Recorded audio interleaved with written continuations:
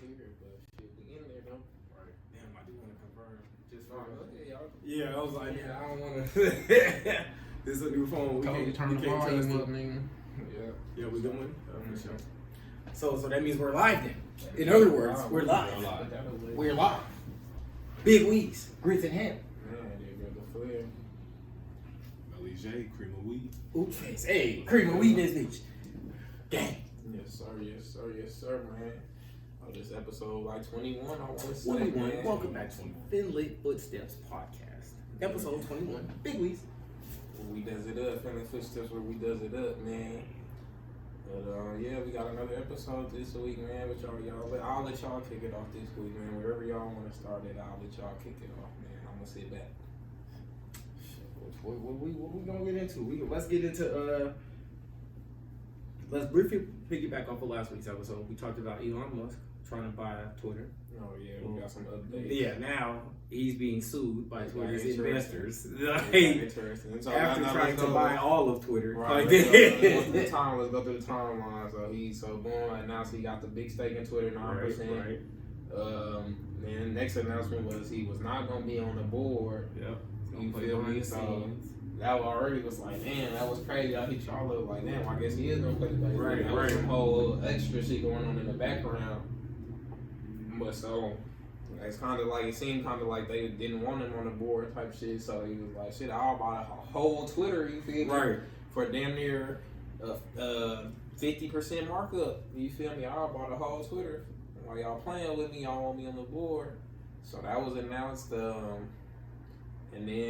so here we are today, where they doing everything they can to keep him from gaining power. Yeah. They did something called they call it like the poison pill strategy, basically where they just like exercising their rights to maintain majority ownership type shit. So basically what it does is it keeps him from purchasing more than 15% of the company, so it keeps him from getting the majority share of the company type shit. And it's like a 1 year kind of period where they get to kind of like talk to each other and kind of decide what's their next plan of action. You feel me? Before he's able to buy more than 15% of the company type shit. America got something like that with the IMF and the World Bank. With all the other countries in the world, they own. I think it's like America is the only country that owns 16% stake in the World Bank, so that no other country can supersede. Is that how the IMF works? The IMF it is voting rights. It's owned by owned percentage-wise by each country. Yes. Okay. I didn't know that's how it worked. I thought it was like its own entity, just standalone. Like America created it. That's why they got the largest stake. Yeah, that was an American idea, and at its inception. But yeah, so they got something similar to that, where can't nobody supersede they vote because they got 1% more. No, it's physically impossible for anybody to have more voting rights than America. So nobody can get together and veto America's decision, because it's impossible that any amount of countries can get together and have 16%. It is truly amazing how America kind of like finessed the whole world and was like in shambles. you feel me to just you feel me like I don't know how you want to say agree just agree to all of this shit, obey, and they're still holding to this day for you feel me for the time being. Like 80 years later, man, that's all of that. Like you gotta have the foresight you have to be able to lock niggas into contracts and agreements for the next. And that's just what it is. Centuries. Right. That's crazy. That's crazy. Yeah, we got some sharp minds, them old white men. It's like Idris Elba. Yep. Man, we got everybody in here. And he died though. Oh God. He went out like a gangster though. Man. Well, yeah, that's crazy. Yeah, shout out to Elon. I'm curious to see where that's gonna go, how that's gonna end up. But I did see him say like, if I can't be on the board or I can't like affect change the way I want to within the company, then I just gotta rethink my investment. Basically, I'm gonna sell my shit off. You feel me? I think he capping. I don't think with the selling. Yeah, only because he knows the consequences of getting into a position like that and selling. The tax consequences that come with that, he knows that. I think he's bluffing, saying, "Oh, I might have to exit." I think he knew that you don't become the largest shareholder in Twitter without knowing what type of role you're gonna have or without knowing how high in the hierarchy you are. He making it seem like, damn, I did this purchase because I thought it was gonna be this, and now it's looking like this, so I might have to renege on this. I mean, No, but you it's knew kind what this of was. stock manipulation a little bit though. Like you feel What? me? That the public, the people who keeping up with it, like damn, if he's talking about he gonna get out, then they gonna start selling too. That's gonna make the price. Right, and that's why he won't get out though. But you feel me? He got 12 months. You feel me? The 12 months till you get the long term investment tax credit. So he could hold it for 12 months. He probably know he have to hold it for 12 months, but he can still get rid of it if he wanted to though. If he don't get his way, but we yet to see. But what just in general though about him taking over Twitter on you feel me? Just to expound a little bit. Mm-hmm. What you think about his plan? His plan for Twitter type shit where he want to take it private, kind of so niggas can really have free speech. I've been hearing about it being like Twitter being on a Tesla, like you can live tweet. Yeah, they want to like make an something app on the like that. Tesla. Yeah, I heard that too. They want to make it an app on the Tesla. That'll make the Teslas more enticing, I guess, if Twitter is one of the apps you can access right there on your screen while you drive. I don't know if I want niggas on Twitter though while they drive. Yeah, I was about to say that's gonna be a hazard. And on top of that, there are still drastically far more people without the Tesla than with car drives itself. So, but I don't want you. I still don't want you on Twitter bullshitting though while the car drives. You still need to be. But the Tesla do got a feature, like it do got the self-driving type shit, but if you don't put your hands on the wheel every like 10, 20 seconds or something, it's gonna tell you like, alright, we turning off self-driving, you tripping. Right. And it's gonna turn it off for the rest of the trip type shit. Till you turn off the ignition and turn it back on, it's like your self-driving for this trip is done. Damn, that's you dope. don't have your hands on the wheel, like you done. That's dope. I like that. That's really cool. I didn't know that. That's really cool. Another side note, while we gonna talk about Teslas, my first ride in a Tesla, I did they got the Tesla loop on the strip. Yeah. I did that shit for the first time when I was at the convention center, you feel me? How was it? That shit was actually dope. You went that underground? Shit was dope. Underground through the tunnels and shit. That shit was dope. The lights was going crazy. I was like, oh shit. How far was it? Like 2 miles, 3 miles? Yeah, it wasn't going like a little 5-minute trip type shit. If that. Tip the driver, you feel me? Appreciate you. Right. But that shit was dope though, just the idea of the loop. Like I hope that like gains some traction and gets bigger, it goes more places and shit. Like that's a dope idea. Let's side note into that. How realistic do y'all think that is? I personally think that that's very realistic, only for the sake of like, what we gonna do? You either gotta go underground or in the air. That's it. Like land is pretty much scrapped in terms of free space to go do stuff that makes sense. You gotta go underground. They got pushed back on it only because he made promises that they could like spoke too soon. You feel me? You wrote checks with enough that his ass can't cash, talking about we gonna be able to get you from here to here in 2 minutes type shit. It's traffic jams in the loop too. Like the Tesla can get back up if it get too crazy. So when it was like a big event, I don't know if it was like E3 or one of them type of big events. Yeah, something crazy. At the convention center, that shit was backed up, and he claimed in 2 minutes, but it was really taking 5 to 7 minutes to get people from here to there type shit. So that was the only pushback he got. But still, if your only option is that versus the train or the little tram or whatever, or taking an Uber or something. It's still not bad in like 2 minutes, but it's still another option. You feel me? It's gonna make traffic clearer, different. You just adding a different method of transportation. Adding a different method of transportation for sure. Yeah. But that's gonna be interesting. They gotta. Yeah. No, I was saying I definitely. Man. Yeah, I don't know what y'all wanted to get into, but we already somewhere on the title, but just speaking of that underground shit, of the loop and shit, did y'all see the nigga in New York that shot up the subway train? Well, I ain't even plan to talk about this, but that just reminded me of that shit. Why was he black? Man. that it'd be that part. situation is sad. For sure. You feel me? Blessings. I don't think anybody died, but a lot of people were shot or killed and or injured. So peace and love and blessings to traumatic them. event for sure. Yeah, there was a middle-aged dude in New York in a subway. He looked probably 50. I don't know exactly how old he is. Definitely looked 50. Decided to go shoot the place up. You feel me? And he, like I said, he ain't killed nobody. There was a smoke bomb in the train car. And one train, they got the subway, but one train car, he went in there waiting for the doors to close and for it to start moving type shit, I guess. There was smoke bomb, smoked that bitch out and just started unloading. You feel me? Like a semi-auto type shit, automatic rifle type shit. Hit like 10 people or so. I don't think nobody died, like you said, but still, you hit like 10 people, and it's just traumatic. You feel me? Smoke bombs and niggas getting shot, gunshots, and you trapped in a car. But I seen a little video with like the aftermath type shit, kind of like when the train stopped and the doors open, all the smoke coming out, and they just falling out of the train, running and shit. Like, that shit was crazy. Most of the people got like hit in the leg and shit, so it wasn't no casualties, thank God. But still, like, you tripping. And what was crazy about that, he ended up calling the police on himself. Like, he used like a payphone or something and called in a tip on himself. Like, oh, I seen him at this restaurant type or this gas station type shit. Police pulled up. He wasn't there, but he was like right next door or something, like right outside next door or something type shit.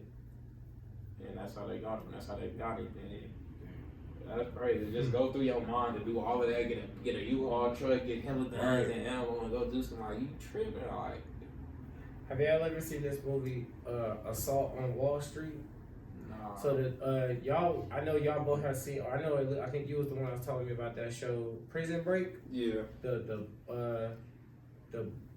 The buffer one, the bigger one, the one with the big ass head. Yeah. He is the lead actor in that movie, and his wife died, and he get fired from his job, and he basically do something like that. He becomes recipe right he there. become like he was a regular dude, and he become like a marksman and shooting guns over the next like 5 months. It's like he counting the days. I think he get to like day 100, and he had enough. But he go to like a random alley and he buy more guns and just practice shooting every day. He just go there getting good. And by the time he get to either he started from 100 and got to 1, or he started from 1 and got to 100. It was like 100 days or something like that. And he got to the point where like he marked that last day. Right. He walk up and he on Wall Street. He got his bag. He look around, drop it, and he dump, and it's showing everything. Like, he is killing just citizens. He walk into all these office buildings. He putting everybody down. Like, he throwing grenades. And then at the end of the movie, he actually successfully escapes. Man. He walks out. The cops flying. They going trying to get him. They don't know who he is because he like sniping and stuff at this point. He was like, he had a real gun on him. It was like busting people down point blank range. Then once the cops got there, he started sniping from different buildings, and so they were trying to figure out where he was at. And he ended up getting away. That movie was cold blooded. I feel like that's the worst. I feel like that's the worst, most cowardly shit you could do is just start killing civilians. Yeah, like to just lose that's it. That's cowardly as fuck. Like, don't shoot civilians. Like, on the train, like going early in the morning, going to work. Like, they just going to work on the train early in the morning type shit. That shit was crazy, but you ain't gotta stay on that too, on that negative shit type shit too long. Did y'all hear about, man? Right after we was glorifying this, man, they say ASAP Rocky done cheated on Rihanna, or at least she didn't found out about it at this point. I don't know if he just did it, but she just found out about it. But to be fair, reports on both sides. We gonna run with that. But to be fair, you feel me? Reports that it's not true and shit too, but we gonna run with that. I read that they didn't break up. They didn't break up. I didn't read that wasn't true. I seen they had they called it like had a photo of them like at dinner after the store was out type shit, and she was crying at the table and shit. I was like, damn. Yeah, I read they wasn't breaking up, but I ain't see nobody explicitly. Jay-Z and Beyonce ain't break up, man. It's another power. Yeah, that's true. You gotta thug it. Yeah, but they not that level of power couple yet. That's a power couple. No. I'm not saying they not. I said that level of power couple. It's only one Jay-Z and Beyonce, but they right there though. That's Riri. Beyonce and Jay-Z were married for years and had multiple kids. Both of Jay-Z and Beyonce. I'm just saying their situation is slightly different because Rihanna is a baby mama. No matter how we look at it, as of right now, she the baby mama, and ASAP Rocky isn't nearly on the level of those three. Jay-Z, Beyonce, and Rihanna. He is clearly the weak link. Rihanna is the Jay-Z and he is the Beyonce in this relationship. I disagree. He's not even Beyonce. Did you ever hear Dave Chappelle joke when he said? No, listen to this. Dave Chappelle said he said Jay-Z got fuck you money, or Jay-Z rapped a line where he said he got fuck you money. So he telling Beyonce, he said you can't tell Beyonce that because she got no nigga fuck you money. And he was at it's a good bar. Beyonce's worth $1 billion too now. Let's even if she's not, she worth way more than ASAP, which automatically makes the math favor her. Her being she is Jay-Z 800 plus makes him more valuable too. Yeah, Beyonce is not broke. Beyonce is worth like at least 600, 700 million. Beyonce for sure. I would venture to say Rihanna is an official billionaire. Like she's richer than Beyonce. No hating on that. Beyonce like 600, 700 million. That's good. By herself. A billion. Right, but what I'm saying is... That's what I'm saying. She Jay-Z. But combined wealth, I'm saying that Rihanna and ASAP combined ain't on the level of Beyonce and Jay-Z combined. Jay-Z and Beyonce, Because that's why I was saying it's a level of power couple. Because one, they've been married for years, and both they've been dating 20 plus years. They've been married at least 10 years. They got like 3 or 4 kids. They both either a billion or damn near a billion. And then Rihanna and ASAP was the homie that then I finally took serious, then got her pregnant, and she just happens to be a billionaire. And I got some money too though, but ASAP, I'm willing to bet ain't worth more than 50 million, 75 million. At most, let's exaggerate and say he 100 million. Beyonce definitely is 600 million. No. Me neither. I was just saying that there's a separation. I don't even know if he worked that. Compare them to Beyonce and Jay-Z. A lot of money. I don't know if he worked. Yeah. Oh, facts. That's hell of money. Right. Facts. Yeah. I don't know that he worked worked 75. Yeah, it's a difference. That's not a Jay-Z and Beyonce. Yeah, facts. That's even if you got 25 million, you're up ridiculously, stupidly, magnificently, like obviously. But yeah, Jay-Z and Beyonce, that is GOAT status. Like, man, ASAP though. I hope that's not true. Cause I ain't gonna say I hope it's not true, cause I just hope they don't break up. I hope they can learn and grow from it. Yeah. You feel me? Whatever's true or false. Right. I hope they can learn and grow from it. You feel me? Throw lemonade on at the house in the background. Y'all get through it. Make her own. Maybe this will make Rihanna make music now. Right. Inspired. Right. Yeah, then that'll probably make the marriage better. Like if she puts out a good album and performs well, look what happened with Beyonce. Y'all think Beyonce cheated back? Nah. No? She can't. That's a good question. Why she can't? Cause it's just different with men. Men, it's different. I agree. I feel like a man would tell. I feel like a man would say like, yeah, I smashed Beyonce. For sure. If she cheated. For sure. But no, you got good guys out there. You feel me? You got good guys. I agree. Not good guys because they're cheating. Like if Beyonce gave it up to you, you wouldn't tell everybody. I wouldn't. Me? I wouldn't. But I understand that there are a lot of men who would. There's a lot of people that would, but we started some shit back in middle school called SSN, SNN, Side Nigga Nation. You feel me? Okay. Where we were, you feel me? We prided ourselves on being low key, keep knocking your shit. You feel me? We gonna knock your chicken. It's never to be spoke on. You feel me? So it is a legion. Yeah, so we biased. Yeah, right. A legion. There's a legion of us. You wouldn't get Beyonce? You would break that for Beyonce? Like you wouldn't let it slip? Honestly, 100,000% real answer. No. Only not because. Just because of the wrath of a Jay-Z, he got too much power for me to be. That's what I was going to playing with him like that. That's true. Honestly, I'm not getting on nothing. I'm not getting on nowhere bragging about that. Jay-Z can ruin your whole. He can kill you. Like no, he can you kill won't you. be touched. Hey, I wasn't gonna say that. I wasn't gonna put that on you. He can erase you. Yeah. Hey, y'all heard Kanye, man. Don't put your killers on me, man. I'm just. It's one thing getting killed, like getting erased. You feel like man. all these. Erase your family. You watch erase your last name. Erase nigga. entire events. Everything with your last name. Well, I'm wiping it out. You do that? Yeah. I wouldn't tell though. There are certain. The only reason I wouldn't. There are certain girls that we might have did certain things with, and then felt like I have to tell my most special homies this situation. Like you know what I'm saying? Like, I tell you. Yeah, you know, like so you feel like yo, this just happened. Yeah. But like outside of that, there is a known silence. You feel me? Like we consider that silence. Like it's just like when you get told a secret. Doesn't that count though? Because like one, if you tell your closest homies, one of them might accidentally. Well, that's a risk you take. That's a risk you take. I was gonna say,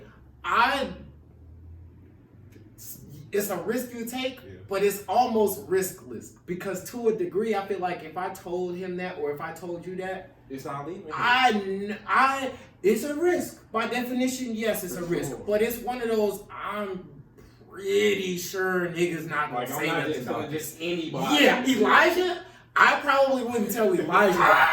My nigga Elijah would be like, Dennis. Oh my God. Shout out happy birthday to my boy. Yeah, he's 25 today, man. Shout out to my dog. Elijah, I probably wouldn't tell because I don't think he would spill the beans. He would peer pressure me into spilling the beans. He'd be like, you gotta tell. Are you serious? So you just not gonna say nothing, bro? Are you gay? Like he would be like that. Like he would probe me into speaking on it because he'd be like, that's one of the greatest accomplishments ever, and you just not gonna say nothing. He would hype me into being like, all right, I'm gonna go on Instagram Live right now. Y'all ain't gonna believe You it. really, yeah, y'all ain't gonna believe this. He gonna be in the back like, tell him, bro. I got games with me. He gonna confirm. So yeah, he would have to be somebody I'd have to live with. Yeah, I can't tell him that. Him, you, I'd be like, man, I feel completely safe with that. So yeah, it's a risk, but I think that's one of those, I got 10 super good friends. I can only tell this secret to 1 or 2 of them. Because there are certain girls, even ones in high school that we might not have spoke about. You I'm about to say, me personally, I got a reputation. I'm known. I got a reputation for being a nigga who's not gonna say a thing. Fact, you feel me? Like women know that with me. You feel me? Like no, because you never gonna know. If you don't know, you're not gonna know. Unless you run in your mouth, because I'm never gonna run my mouth. Like you never gonna know. Because I'm cool. I'm chilling. You feel me? I'm chilling. You feel me? I ain't gonna get all deep into my game, how I the play it. Secret sauce. Don't do that. It's key. You feel me? Nah, women like that exclusivity. You feel me? Like that's a real thing. Privacy too. Yeah. Fact. Because not everybody needs to know your business. Fact. Yeah. Like not even for the girl. Like for me, I'm a pig. Like I got the image needs to stay pristine. Like. I can't name like Gilly was saying, ain't no smut on my name. You feel me? Like Wallow, you feel me? Like nah. I'm sharp on all 4 corners. You gotta keep it clean. You gotta keep it. Yeah, you gotta just know. You just gotta know that. You feel me? You wanna, like I said, I ain't gonna get a sauce, but I'm Mr. Mysterious. Rey Mysterio, You feel me? Yeah. Mr. Hush, Mr. Side, like I said, it's SNN over here. You feel me? But I say ancient Chinese secret. We're gonna keep that locked away. But yeah, that's crazy, man. That's crazy. But yeah, so no, you can't never tell. Especially at Beyonce level, like she gonna feel you out. I feel like she gonna feel you out long before she even give it up to make sure you the type of person that's not gonna tell. Like she gonna smell that on you. Yeah. If you made it that far, she probably has really done some due diligence to confirm. His sister loves Mariah Carey. She got a song where she say something like, I can't remember the exact lyric, but she basically say, if you ever open your mouth like this, I will hunt you down. You know that song? What song is that? Touch my body? I know the touch my body. You know that song? That bar, it's a lyric in there where she said, and if you say, I will hunt you down. And she say like, if you run your mouth, I'm on your head. And that brings it back to like perfectly, like she didn't did her due diligence to this point where she like, now I'm taking this risk rocking with you. So if you run your mouth, bro, it's over for you. Cause I'm letting you get the prized possession. Mm-hmm. I don't think I would tell if I was knocking boots with Mariah Carey either. You gotta bet. You gotta bet. You saw what she did process. To Eminem, like when he was talking about, he was on some. He was she dropped Obsessed about him. Yeah, he was on some creepy shit. Had Gucci Mane on the remix. What all did he do? He was stalking her apparently. Is that set in stone? I only heard her say that, and he responded. That's the story. Yeah, that's true. And she making a whole song. Why are you so obsessed with me? Some credence has to go to that. You feel me? Like, okay, I agree with that. But I remember when this came out, I had an argument with Drew about this. That situation happened in like 2008, 2009. Me and Drew got in an argument about, not an argument, but we like went back and forth with this. Right. Eminem dropped The Warning. Okay. And he put Mariah Carey and Nick out there. He said he went on Nick. He said that before or after the. That was in response to the Obsessed with Me. Okay. He told Nick. He said you want to ruin my career. You better get one. Hey, he was. Now Nick eventually bossed up, so shout out to Nick. But at that moment, 08, Nick was a lame that nobody cared about. That bar hit really hard to hear that, like, ooh. But he played recordings at the end of that song where Mariah Carey left him a bunch of random drunk voicemails, running her mouth, calling herself like Mary Poppins and all this crazy stuff. So like, that's why I asked, like, is that really true? Because the same stuff, it seemed like she was alleged on his name, he could easily throw back on her name, and he played the recordings on the song. It ain't no rumors. It ain't no he say, she say on the song. Why you obsessed with me? Oh, I'm obsessed with you? Right. Voicemail. You know, and so it's like, Eminem is the clapback king, you know, like, and that song was hard. Slap, though. That's what And that's why she won. She created a hit diss song. She had an imitation him in the. She was the imitation him. She dressed up with the fake mustache and stuff. That's what I'm saying. You think she would go that far if there was no truth to behind? Oh, I absolutely believe the validity, but I wonder like to what extent is all of this true? Eminem is a high level person. Yeah, that's what I'm saying. To what extent is all of this true? Maybe he had people stalking her type shit, and she just knew it was him type shit. Eminem said that she begged him to bust on her belly. And he said that she begged him. He said that she made a joke about him coming prematurely, and so he said, yeah, I did, but you let me bust on your belly multiple times. So he made a joke like, yeah, I premature. He said it. He said you started something and I prematurely bust all on your belly and make you started hurling and something. Darling, your stomach's curling. But he took that disc and flipped it back on her like I prematurely ejaculated. He it on her and she threw up though? Apparently, but that's what he was saying. He was like, "You dissing me for coming but listen to what he was. You gotta listen to the song. You're right. I'm not defending him. It's just because I know what he said. He was saying basically like, "You're Mariah Carey. Yeah, I came prematurely. You're Mariah Carey. But then he said like, you making fun of me busting early, but I busted on you, and I think it was in the car. He said all of this on the song like." He is very descriptive. That's one of them. With this song. Situations, though, that's between y'all, and no one can outside. But that's what makes it interesting because they're saying things that only you know, which is the perfect diss. Remember, we don't really like a diss song when it's too vague. Yeah. They are saying things. That about this nigga describing the paintings in your house, like you feel me? Like he talking to you. Like Kanye said that about Drake. Like when Drake did you, like it's just for you to know. Like y'all don't need. He's like it's so much more disses that y'all just don't know. He said the bitches that you used to mess with, Drake is having conversation with. Like, it gets deep. What did he say? It was like methodic or chess. He said it was something like that. Like he not just out to get you. He out to really embarrass you. Embarrass you, right? Break you down, break your life down, type shit. On Drake and Beef. Did y'all hear this new Pusha T diss? Yeah. What's Drake got a leaked song. Oh, go ahead. You can kick it off. Drake diss Pusha T? Or yes. Pusha T diss somebody? Drake diss Pusha T. It was a sneak diss on a Jack Harlow song. Oh, I did hear about it. I heard about it. I didn't hear the song. Yeah, he said something about like Daytonas and something else. I forgot the whole. He said, "I still gotta get a nigga back for that." Yeah. Something about my revenge is my desire for revenge is undying or something like that. But I don't even care what he said. Yeah. My point is Drake. Hush. Yeah, you didn't do it. You had the chance. I thought they squad like it because he was on. Pusha T was on Drake's head. They was on each other's head, but Pusha T was on Drake's head. And Jay Prince like squashed it, right? So why are you now coming way later on? Right. Doing something like that's lame to me. Like if it's squashed, it's squashed. Because I could have dealt the death blow back then. You feel me? But we said it was cool, so if it's cool, be cool. Like, if you coming at me again, it's all gloves is off. You feel me? All bets is off. Like I'm out to destroy you. Facts. Like we had a truce. You feel me? You broke the truce. It's even aside from the truce, like let's say there was no truce. The nigga know when he get his ass whooped. You know, like. You just happen to get your ass whooped and then shake hands with the nigga that did it. Right. But usually, niggas get their ass whooped and go their separate way. That should have been the moment that Drake knew, I'm going to leave that alone. Why are you coming back a few years later still running your mouth like Drake? He did you bad. He not only like...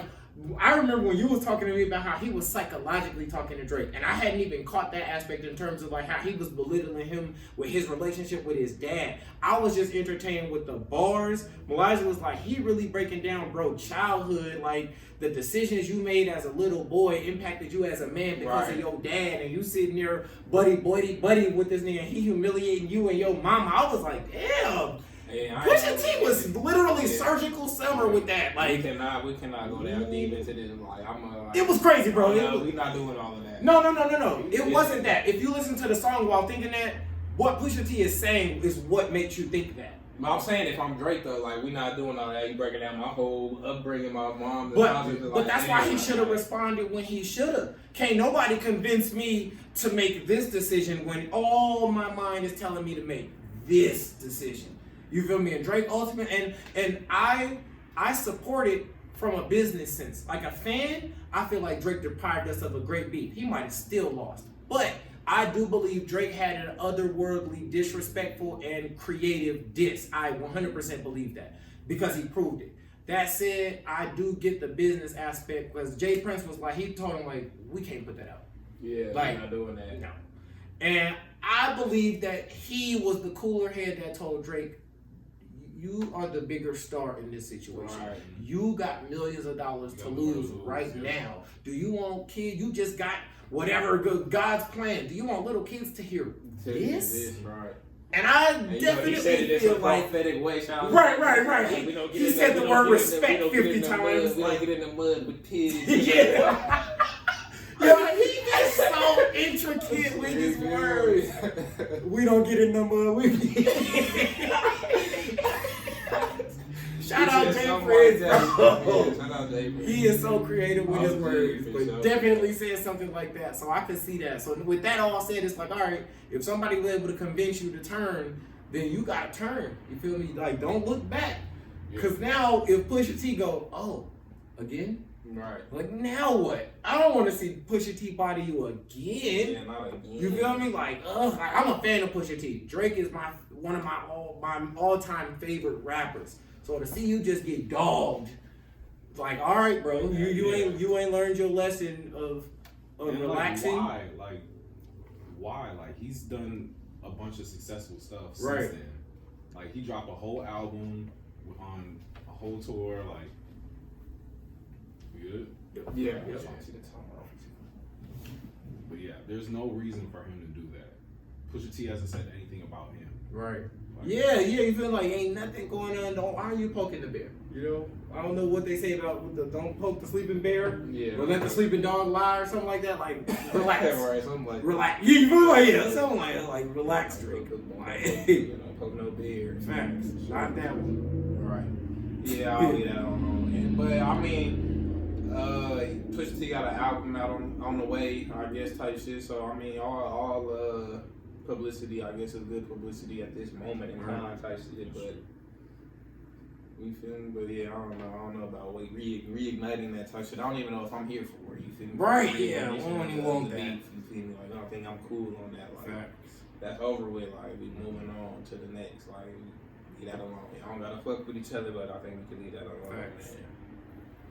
But yeah, we can leave that there, man. What else y'all want to get into, man? Anybody got any other topics? Speaking of music, have y'all ever heard ESTG? I heard him, yeah. Have you heard like any of his music? Yeah, I heard him some and music. what's his name? This other dude. 42 Dud, they just 42 dropped the Dud. album not too long ago, I think. I heard one song by them. It's Yeah. with Lil Baby, and I don't know why I have never heard of them. What's Oh, their you name? was fucking with it? I was fucking with it heavy. What's their names? ESTG, 42 Dud. 42 Dud. Oh, are they a group together? They're not a group. They both signed them. I know both of them individually. Well, no, I ain't gonna say both of them. 42 Dud for sure signed to CMG with Gotti and shit. I don't, Oh, okay. I don't know about ESTG. I think he signed to Gotti too. I don't know. But yeah, I'm definitely aware of both of them. But I did not hear that album though. I did see it. I didn't hear the whole album either. I only heard like a couple of songs of them. Yeah, for sure. It was hard. It's definitely different. Like they have the Detroit that Detroit flow. Yeah, for sure. I've never heard of ESTG song, but Never. You probably would know one. yeah, I probably would recognize. Probably that song with him. Yeah. The song with him and Lil Baby. You'll probably know that song if I played it type Okay. shit. But yeah, I ain't like dove in them or nothing type shit. Pause. But you feel me? Like I'm aware of both of them though. And they 42, both, you know 42 Dud though. He got the song. Yeah, I definitely know him. I know his music for sure. Okay. they both look pretty young. too. ESTG, I just know his name. Yeah, they are young. Younger than us. ESTG was like a football player. He like a cop. I think he played college football and shit. He was a football player for sure Dang. before he started the music heavy. Right. That's crazy. But yeah, now that you say that though, I definitely listen to the album type shit. If you was fucking with one of the songs, I definitely listen to it. I've been meaning to go to it, but I just never did. You feel me? Yeah. I just never did. But shout out to them though, for sure. Yeah. I don't know what all y'all have, but I'm not another bullshit topic though. Get into it. If y'all got an opinion on it, if not, we could just move on. Well, y'all seen the Wiz and Gibby shit? Yes. What y'all gotta say? That is too much. I don't think on whose part though. On both. Yeah, give a breakdown on the situation. Yeah. Wiz, he do his MMA thing, so he in the attire. Gilly made a joke because he not in his underwear. You feel me? Like it's not underwear. Yeah, it's his spandex. Gilly called her his like, man, every time I see you in your drawers, like he made a joke, and it was just a joke. Yeah. So Wiz is wrong for overreacting. Gilly was just making a joke. I think I would even go as far as to say Wiz at one point was more wrong because at one point Gilly simply made a joke, and Wiz drastically overreacted, called bro a child and some more. So Gilly responded. Gilly matched that energy and was like, bro, it wasn't even that. But now it's that. He called him a bitch. You feel me? Yeah. And so Wiz did like a little video where he was telling him basically like he needs to improve his life and this, that, and the third. Like, they are both at this point overreacting. Now both of them are overreacting, but at one point it was just Wiz overreacting. Would you say you're on the side, or I'm on Gilly's side? I'm on out of pocket, or what? I think both of them are out of pocket, but I'm on Gilly's side because his out of pocketness was justified. It was justified. Yeah, like I made a joke to you and you disrespected me. Now, if you felt like I disrespected you with my joke, well, we could have handled that because I only made a joke. You feel me? Like, regardless of whether you feel disrespected or not, we could get into intent as men. I intended to make a joke. You intended to disrespect me when you responded. Yeah, for sure. So just to play devil's advocate, so Wiz probably get messages like that on a regular basis.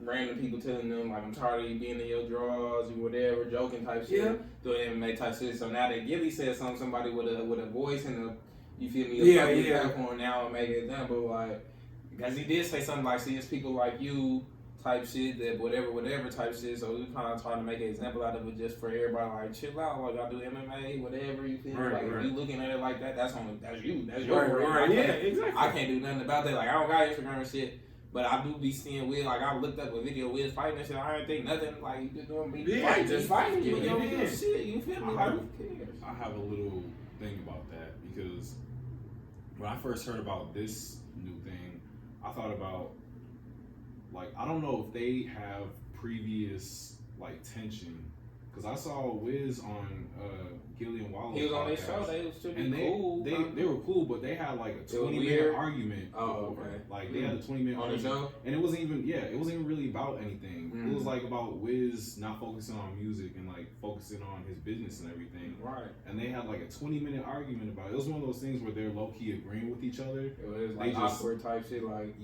tension type shit. With this, it's like I don't know if they have like something previous that happened where they just don't really like mess with each other. It would be Wiz, I think, and like you said, it would probably be Wiz if anything to have the problem because he did take it to another level, like this child and getting. If he got his Instagram deleted, I don't know if that's true or not. You can't really prove that, but if that's true, you feel me? That's something that's crazy, kind of like getting the nigga Instagram deleted, but. Yeah, that's a little. I don't know that I believe it, but what gives credence to it is that Wiz said he offered to get it back. To help him get it back. And imagine if we were selling drugs and somebody robbed you, and then somebody over there is like, somebody robbed you, and I hope you get it back. And I'll be like, man, I don't know. I don't know, but I hope you get it back. Yeah, you know, it's gonna be like, I know where it is. I hope you look for it. Yeah, like. So Wiz gave off a little bit of those vibes when he said that. But it's interesting. They could have a beef because Wiz is based out of Pittsburgh. You know, like he really repped that. So like they got that. They in the same city. You know, like they there. So that'd be interesting. So just on the surface level, you fucked with the MMA type shit before, right? Did you wear shorts like that or no? No, I was. But was it like it was common for people to be wearing shit like that? Yeah, Wiz is like really into that shit. Every day he worked out, post about it. Yeah. He's like actually trying to. That's why I call it a time too. And shit like that's normal. And though. that's what you wear. Yeah. You don't think nothing of it type shit. Like if your brain goes somewhere like that, that's on you. You feel me? But you don't think nothing like that's just what it is. Like you want to be comfortable. Like And used to make fun of the niggas who wrestled in high school because they used to wear the onesie and shit. Yeah, but that's what it is. You feel me? Like that's what y'all do. Yeah, look, yeah, you For do. whatever reason, like I don't play the sport, so I don't know what. You got a leotard on right now. You do have it on. I mean, but I suppose it's necessary. Yeah, like eventually we like, understand. Yeah, it's just necessary. But for us being basketball players, like when we had to, did you run track that year, sophomore year when they made us I run track? started, I didn't finish though. Oh yeah. I did run track for Then we had to wear leotards. I'm like, yeah, like what? Y'all think we finna wear this? We used to wearing baggy jerseys and we hooping in white tees or shirts and skins. Now y'all got us in skin tight. Yeah, like we looking crazy out here. Like I remember that. That was crazy. No, that's enough for me.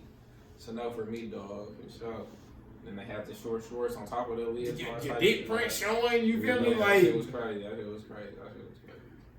But yeah, I mean, certain shit come with certain sports. You feel me? Like, if you know, like, and then my thing, like, you feel me? I don't got Instagram, so y'all can speak on. I don't got social media and shit. Yeah. But if you don't want to see some shit, you just don't follow. You don't gotta make like a PSA, like, right.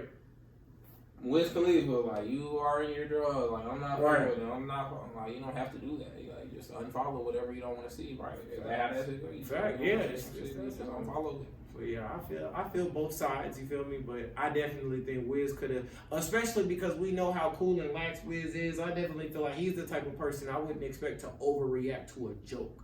And that's why I think they have some previous touches. Yeah, that would definitely make sense. Yeah. Cause Wiz, like, come on, bro. Yeah. He probably was like, oh, this nigga said that? Like, you they're can't make they're waiting to pop off. Like, ooh, you said this? He probably did make that call. His Instagram is out of here. Yeah, you got the power. Everybody connected, yeah. You got the power, go ahead.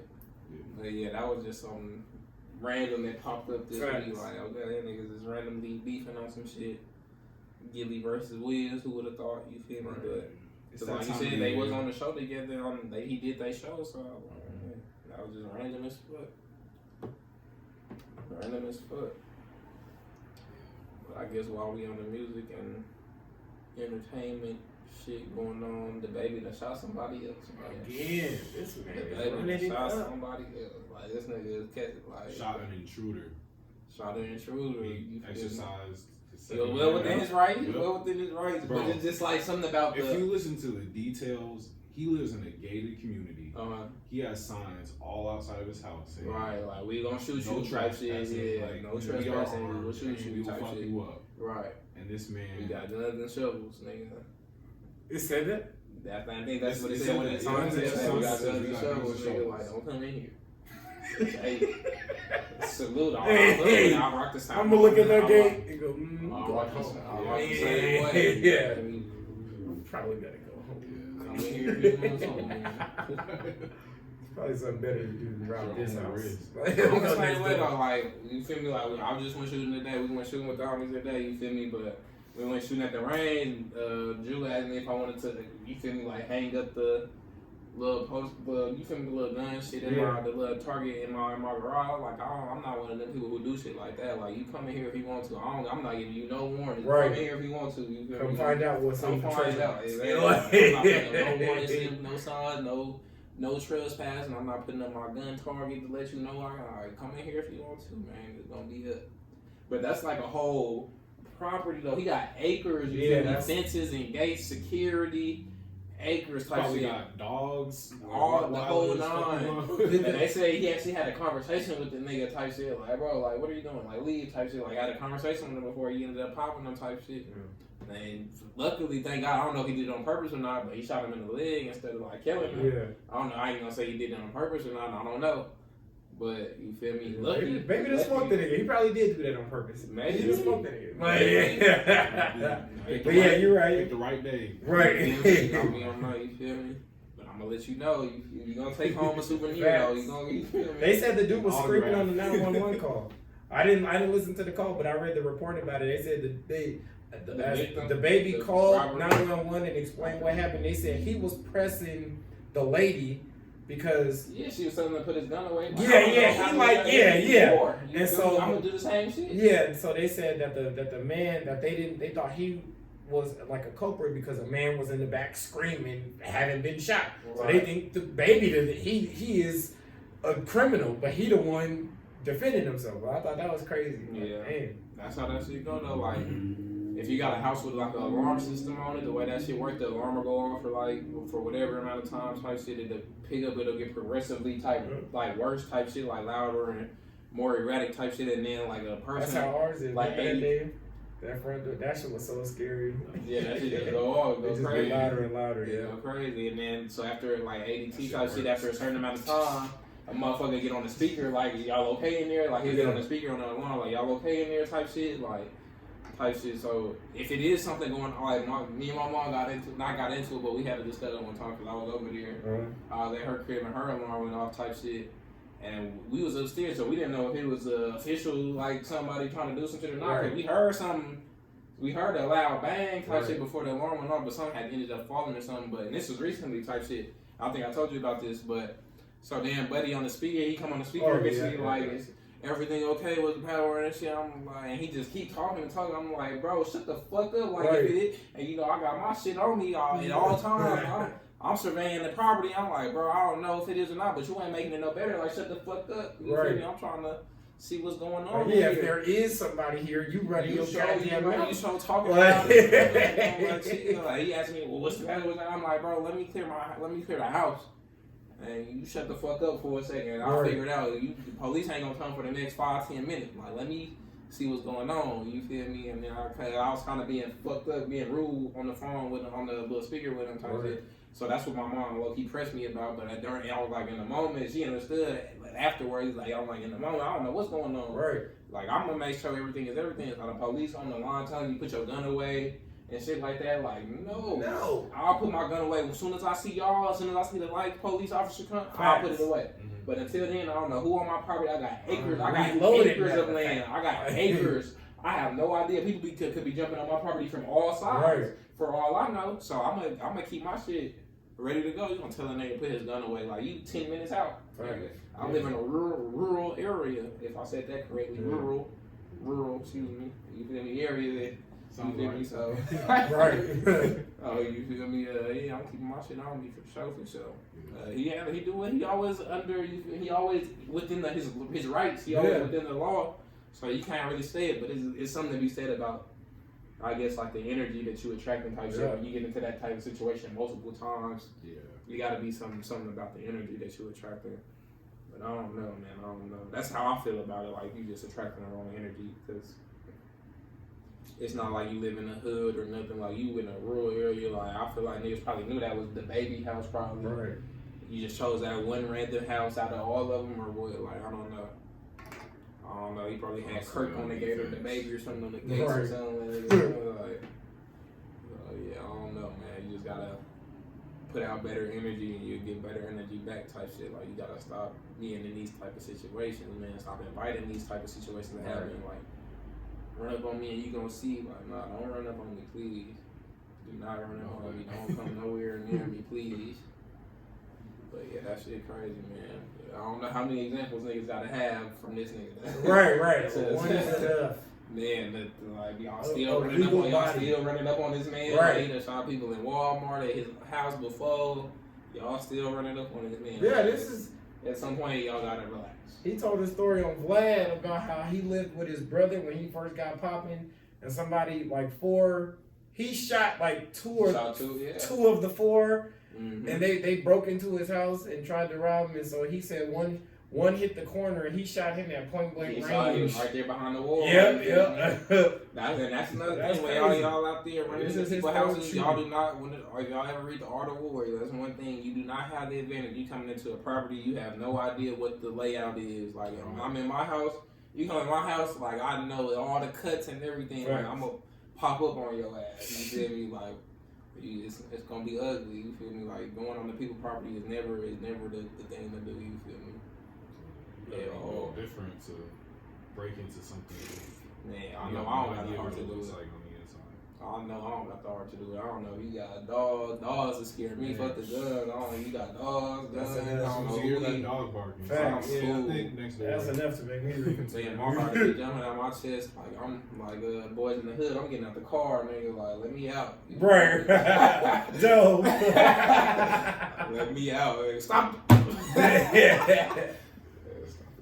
Let me up. I can't do it. I'm not built like that, man. I ain't gonna lie. It's some shit you can do, some shit you can't do. I know my heart, man. I can't. That's one thing I for sure can't do is go in nobody's house. Right. For sure. But yeah, that's crazy, man. The baby, man. Shout out to him, man. But yeah, that shit crazy. Yeah, glad everything worked out. Facts. I guess nobody died. Yeah, facts. What else y'all got on y'all agendas for today, man? Man, I was kicking with my guys. Yeah, Relax. a little light work. Yeah. Did you got anything you want to discuss, man? Nah, I mean, On your mind? Anything? Man, it's Saturday allergies night. kicking my ass. Yeah. Allergies going crazy. Yeah. Man, that wind Yeah, that's is going crazy. Yeah, I don't know man, what the that's fuck going is on up with last Vegas, few man. days. Y'all believe in global warming and shit like that? 100%. Yeah. The sun has gotten Not hotter. you, Mr. Conspiracy. The sun has gotten It's not hotter an opposite every theory. single year.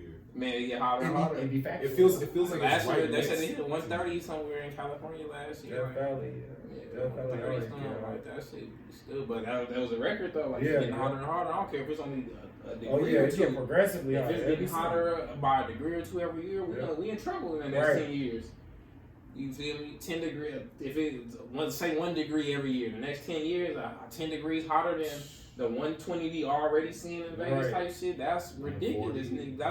That's when they was talking about niggas gonna be having to stay inside. Like they gonna have to send out government warnings on your phone. Like you get Amber Alerts and shit. Like do not go outside. Like it's dangerous. It's dangerous. You can't be outside for more than 5 minutes without catching something. But that's one thing about Vegas. Every summer out here in Vegas, I see I guess it'd be like homeless people or something. Like you always see the paramedics like saving somebody on the sidewalk in Vegas. Every year, guaranteed, people are dehydrated, passing out. Like Vegas is hectic in the summertime for sure. And it's gonna rain on top of that. Yeah, it be random. It might rain randomly. Like hail out of nowhere. Right. The wind been getting crazy out here. The wind was crazy. damn near 30 miles per hour today. Like it's getting hectic out here, bro. Yeah, I ain't with the weather. I'm glad that it's starting to get hot though, cause I like it getting hot. We've been at the park like the last 3-4 days. For real. Yeah, so that's been fun. Yeah, it's 'Cause cool been right too now. cold. Yeah, that's what I was about to say. Too hot, Because as soon as it gets too hot, we finna be back in the house talking about it's too hot. What? We gonna have to wait till October. Yeah, it get too hot. Seatbelt burning. Facts. Too hot. When I start doing the pod in a tank top, y'all know we in the thick of it out here. We in the middle of something. You feel me? That's how you know we're gonna be poolside with the pod. That's when you know it's really hot. When y'all see us sweating on camera, beads of sweat coming. You feel me? Gotta take water You know, breaks. it's in the thick. We in the thick of it out here in the city, man. In Sin City, it get hectic, man. Yeah, man. It's like I said, it's fight night though tonight, man. Errol Spence fighting tonight. Yordanis Ugas. Yeah, they fighting unified belts. Yordanis Ugas got 1 belt. Errol Spence got 2 of the welterweight belts. So they're trying to unify. Well, he actually got 3 belts. Errol Spence actually got 3 belts, but only 2 of his belts is on the line. So there have to be another fight to get all 4 belts type shit. I don't know how that shit go, but one of the belts is not on the line tonight type shit. That should be a good fight, man. My boy Isaac Cruz, he fought Gervonta Davis in his last fight, so I'm excited to see how he looked this tonight. He was overweight at the weigh-in yesterday. He was overweight by like 2 pounds almost type shit. And you feel me? If you overweight on that first weigh-in, you get 1 hour, you get 60 minutes to make weight type shit. Make it up. So losing 2 pounds, like he was 2 pounds is way, like in that world, that 2 pounds is like way overweight. Like, It's like if you over about like half a pound or something, that's cool. Yeah. You gotta lose 2 pounds in 60 minutes. Do you know what you about to go through, bro? You going immediately. You stripping. First off, you stripping. You putting on that sauna suit. Yeah. You're not drinking nothing. You're not eating nothing. You going hard, running, whatever you gotta do for the 60 minutes, and you better hope when you go test that scale in the last 30 seconds before the time is out that you done lost enough weight type shit. That's crazy. So you gotta go hard. Really, you gotta go hard for like 45, 50 minutes. Then you need time for the sweat, because that sweat weight is a weight. So you gotta kind of dry off type shit and be cool, and then you feel me, hit that scale again. But I didn't see it in his second weigh-in, so hopefully he made weight. I'm thinking he did. I didn't hear nothing about him not making weight. So that should be a good card. That should be a good card tonight for sure. I don't know what the rule is in boxing. Is it if you don't make weight, you just don't get the belt, or you get DQ? you don't fight him. I don't think you don't fight at all in boxing. Yeah, I don't think so. The announcers, like the niggas on the TV and shit, the analysts, was like, man, like we assuming he gonna make weight. Like hopefully he make weight. We feel me hoping he make weight. Like as if it wouldn't be a fight if he didn't type shit. So I don't know. I think in boxing you gotta make weight or it's no fight. Period. Yeah, we don't see, man. But yeah, it's a pretty light week this week. It's a pretty light week, man. I want to talk about some TV. Y'all been watching? Y'all seen Winning Time? Or I seen bits and Snowfall? pieces of it. You seen? I'm a episode late in Snowfall. I haven't seen Winning Time. You haven't seen Winning Time? You bet you seen a couple episodes. I seen a little bit. I haven't seen a couple episodes. I literally just seen like little pieces, probably the same episode. That shit's so dope. That shit's so dope. That's the Lakers documentary with Magic. Talking about Magic Johnson, Jerry West and shit. That shit good as fuck though. That shit good as hell. They had Kobe Bryant as a baby. He was in like a little random clip. It was a documentary. Was it the? Yeah, I peeped that. Yeah, it wasn't the real Kobe. There was a baby. But they referred to him. Yeah. Yeah, it's on HBO. Yeah. That's called Winning Time. Yeah. I thought it was called something else. No, Winning Time. There's a baby.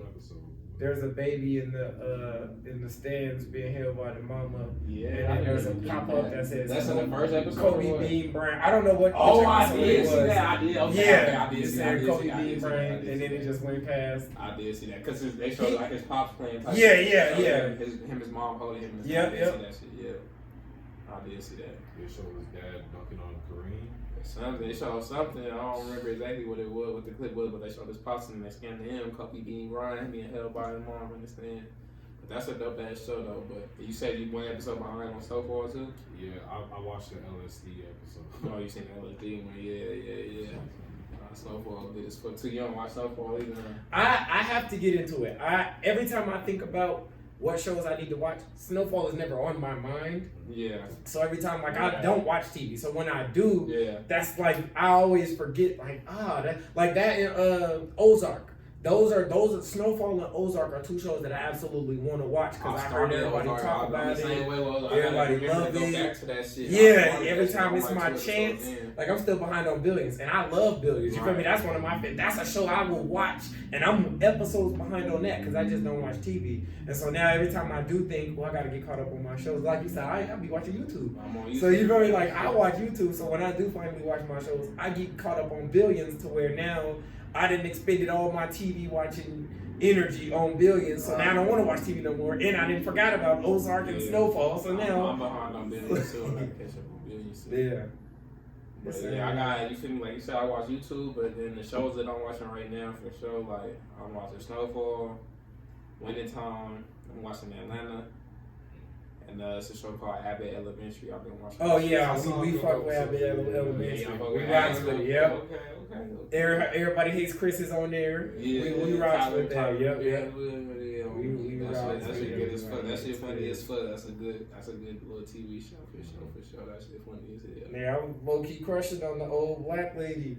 The one that was in Family Matters. Yeah, the old one, the one who just a regular season, the old lady. She was in Family Matters. Yeah, she was the mom in Family Matters. The teacher. Yeah. Barbara or whatever. Yeah. Barbara. She was not the principal. Yeah. But Miss Howard, Barbara. Miss Howard. Yeah, Miss Howard. Yep. She was in Family Matters. She was the mama in Family Matters. Yeah. No, hell. Oh no. God, I promise you, nigga. And the fact that she looked that old and she is beautiful. She gotta be like 70, and she is bro. That woman is beautiful. Like I look at her and be like, if I saw you when you were 25, 30 years old, you were probably the finest woman in the building at 25, 30 years old.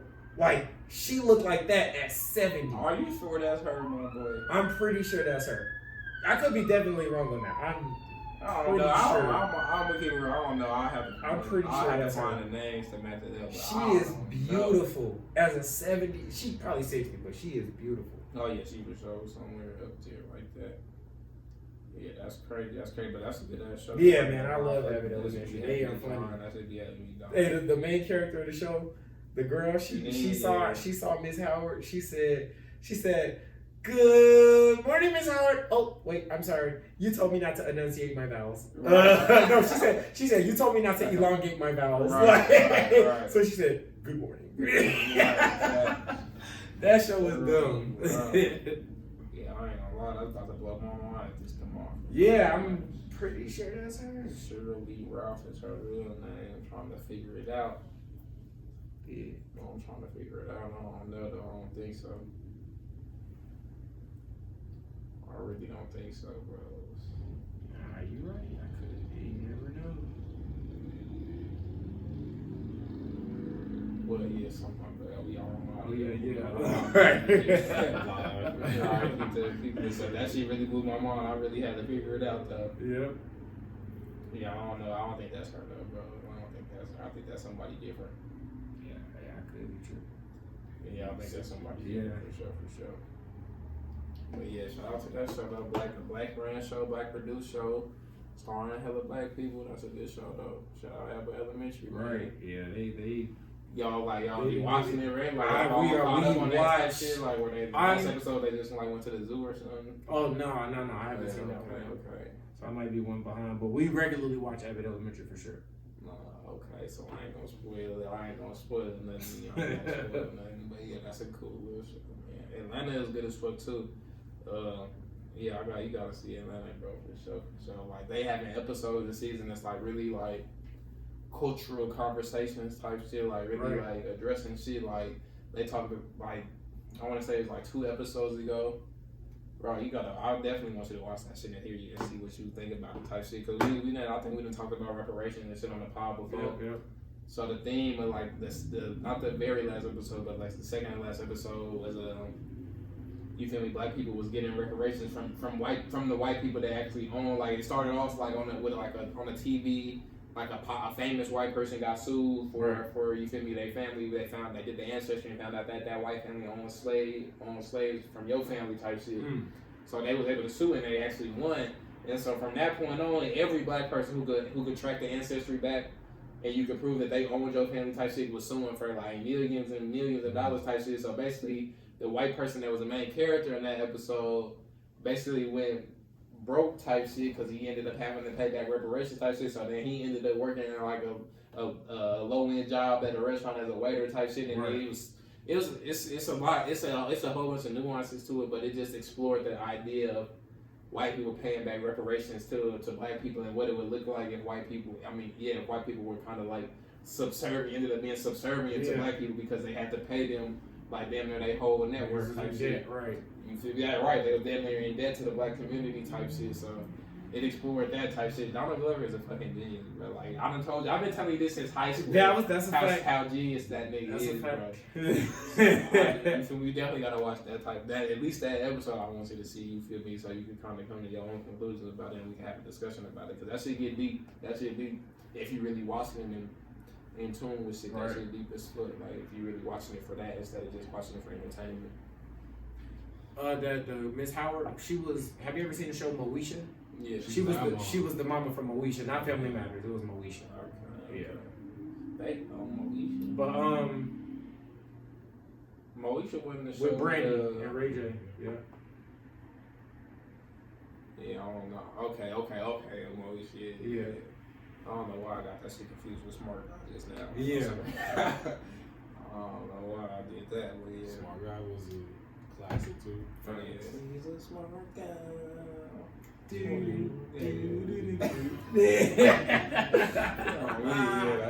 Smart Guy was a classic. I had my boy from Baby Boy on that motherfucker. Yeah, Omar Gooding. Omar, yeah. Mo Tibbs. Yeah. Maurice Tibbs. On me. But yeah, man. Shit, yeah, it's a short pod. Got much to talk about. You got any takes on the playoffs? You seen anything thus far? Got any predictions? Jordan Poole just dropped 30. Oh, word? Did they win? Yeah. Blowout too. Yeah. So what it's looking like with y'all? Y'all got picks already? Y'all got picks who y'all think gonna win it? Honestly, y'all got opinions? Came out of the East. I was about to say, I feel like this is one of the biggest toss-ups in recent memory. Me too, yeah. I can't recall. And that's a good thing, though. Right? Yeah, facts. For the league, it's a great thing. I think I would go as far as to say in the last 10 plus years, I think since 2011, that was the first finals that LeBron would have been eligible for with the Heat. Since then, it's been obvious who was going to be in the finals. Even if it wasn't LeBron, it was obvious LeBron was going to be in there, or it was obvious the Warriors was going to be in there. You feel me? The Spurs got back-to-back finals appearances, so at one point it looked like, all right, they're going to be formidable. So, like, now, the last 2 years, it's like, oh my God, these niggas could go there. Anybody could be anybody. They might beat these, you know. So like, it's interesting. Like, they healthy. They healthy. Yeah, they like it matters. That's mainly like what I'm basing it off of. Like, health.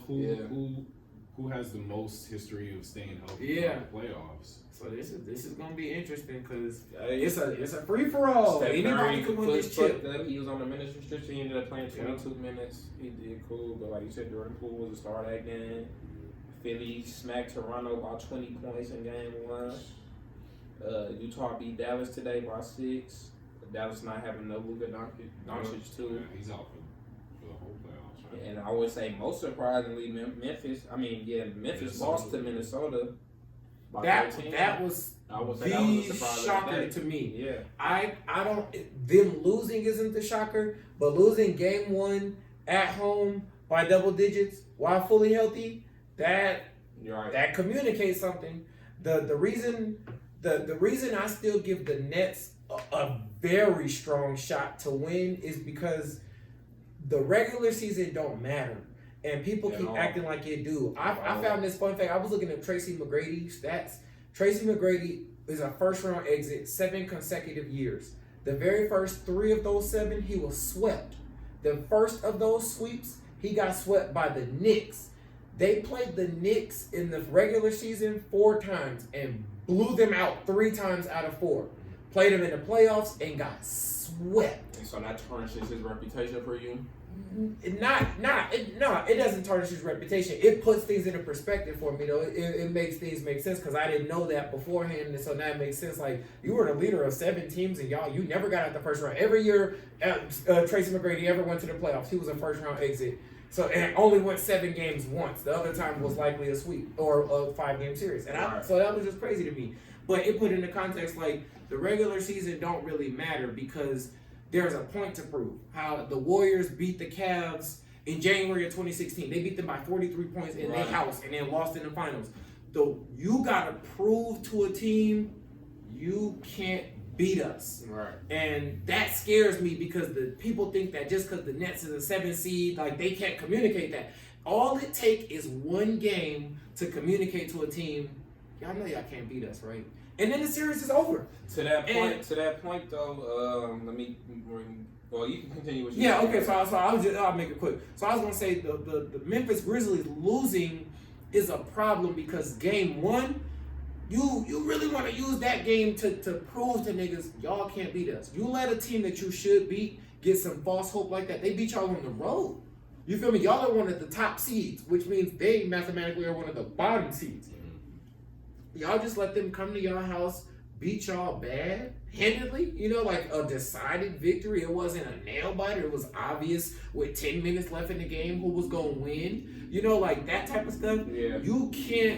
Don't let that happen because they didn't do what they needed to do. They stole home court advantage. Now the Grizzlies have to win game 2 because if you drop game 2, now you going on the road down 0-2 to a dog who don't got nothing to lose. They going into game 3, they probably gonna hit 43 pointers because you didn't give them that false sense of hope. Confidence. Yeah. You feel me? And that's the moment where you like, no, punch them in the mouth. The Nets beat the dog hell out of the Celtics last year. It eradicated them in the playoffs.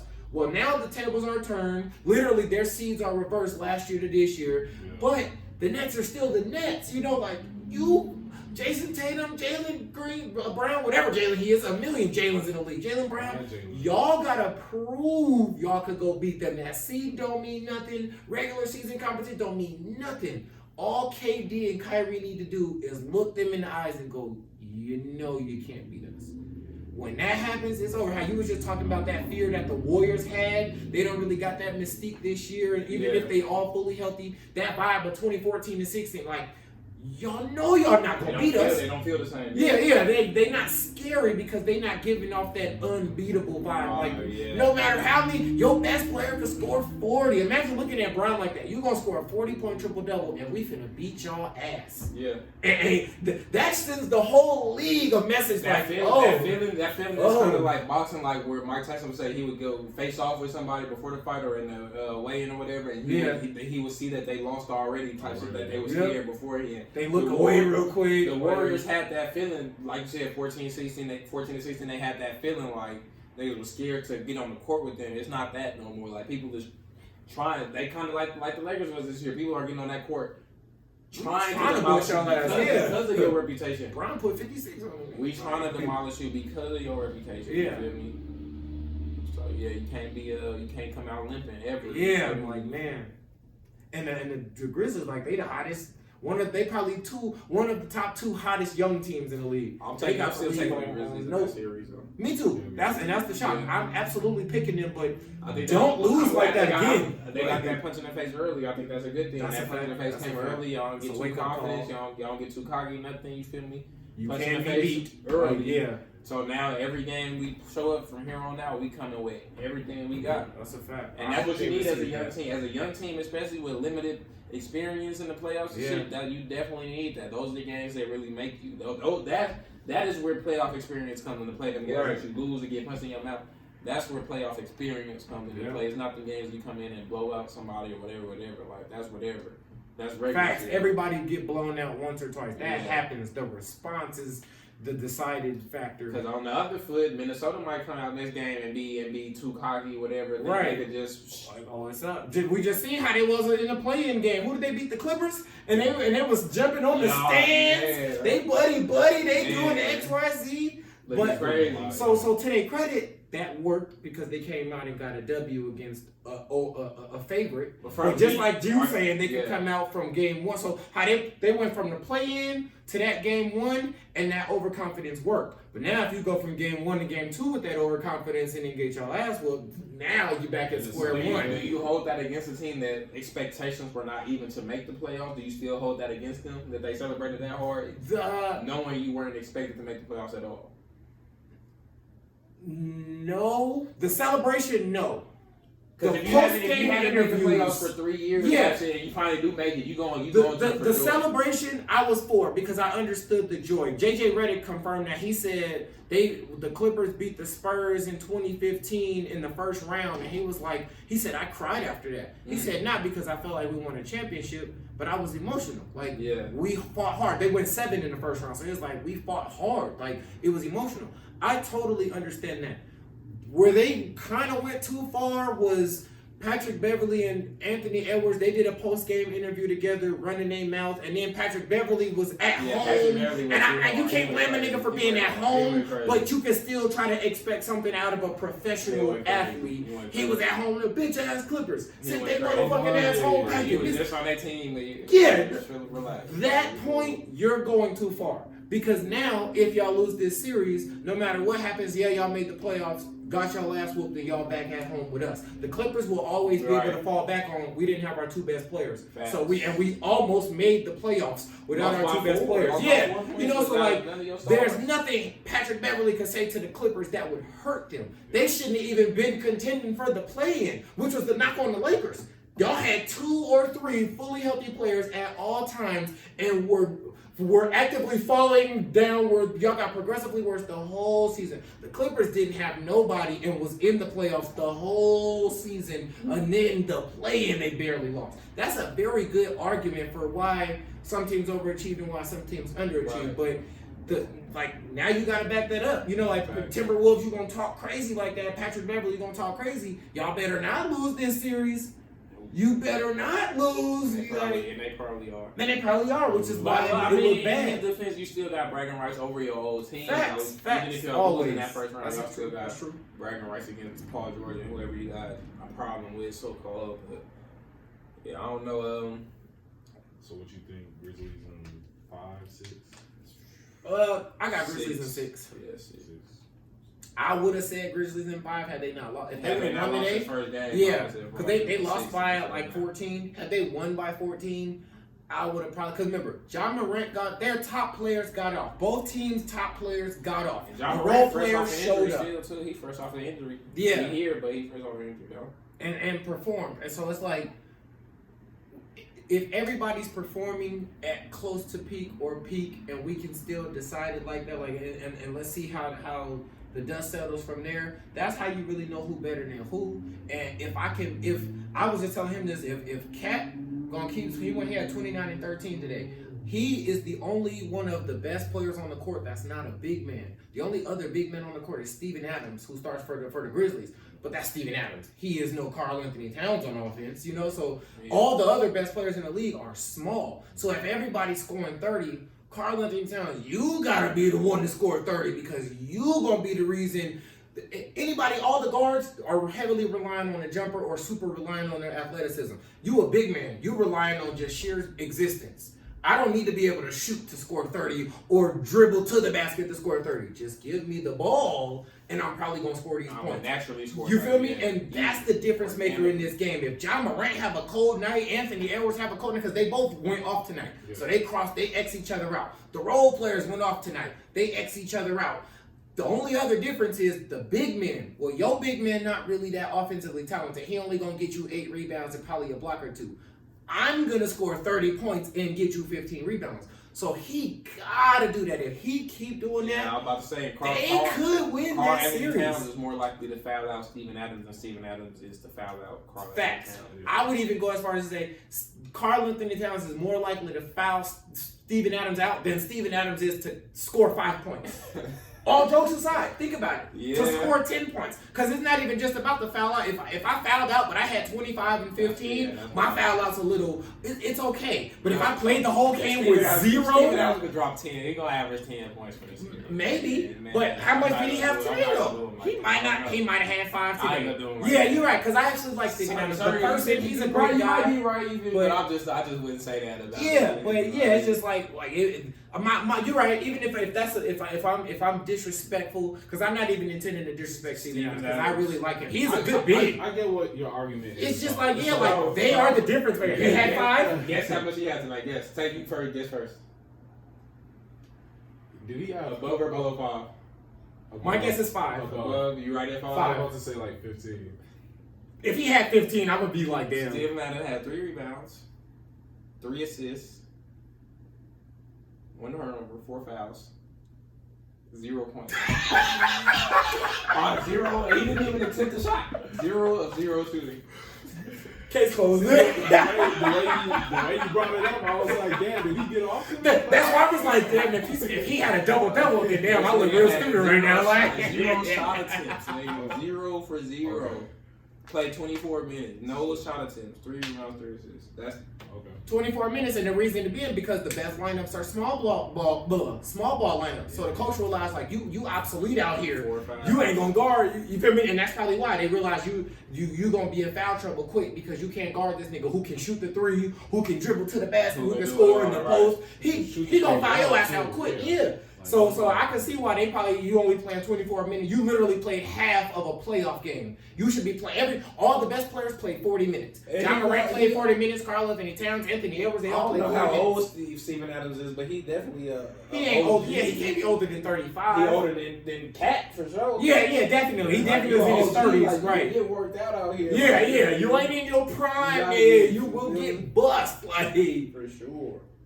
Oh yeah, I can see. But yeah, that's why I say also I say Grizzlies in 6 instead of 7 because like I said, I think that this was the punch in the face that they needed. Yeah. So if not for this, then you feel me, maybe 7. But I think they got the message like we need to show up every night, type shit. So the Minnesota can still get another one. Right. They are capable of it, but I think the Grizzlies is coming with it from definitely next game. Grizzlies winning. And Steven Adams does have like heavy playoff experience. Yeah, for sure. He always on the playoff team. That always. Adjustment.